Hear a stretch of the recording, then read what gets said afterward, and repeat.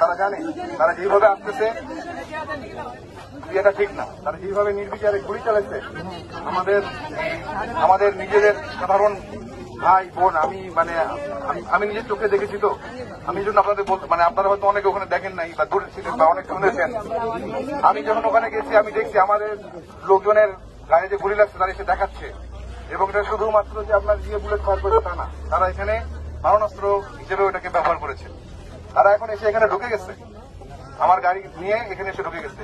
এখন আপনারা আমাকে একটা জিনিস বলেন, তাদেরকে এখানে ঢোকানোর পরে নিরস্ত্র করা হয়েছে, তাদেরকে গ্রেফতার করা হয়েছে।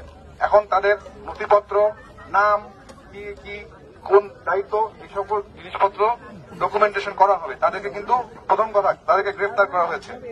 এটা কি ক্লিয়ার আপনারা? আমাদের ডিভিশনের জিওসি মহোদয় বলেছেন তাদের উপযুক্ত বিচার হবে। আপনারা তো সেনাবাহিনীর সাথে এতদিন ছিলেন, আমরা আপনাদের সাথে ছিলাম, আমরা তো গ্রাউন্ডে ছিলাম। দেশের জনগণের যান মালের নিরাপত্তার দায়িত্ব আপনাদের। আমরা একটা অনেক বড় সমস্যার সমাধান করে আজকে এখানে এসে পৌঁছাইছি। এখন আমার কথা শুনেন, এখানে হয়তো আমি এখনো কাউন্ট করতে পারিনি, বাট ধরেন এখানে আপনার পুলিশ আছে, তারা তো মানুষ, খারাপ হইলেও তারা মানুষ।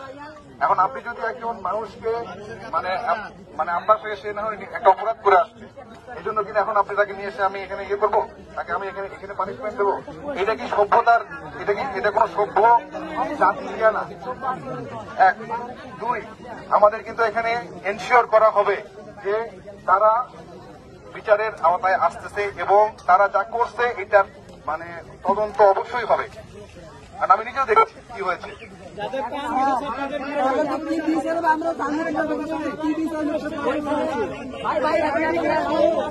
আপনারা সবাই বলবেন না,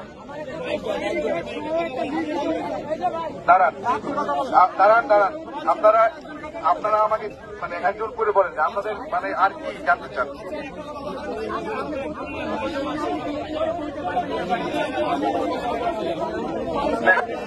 পুলিশের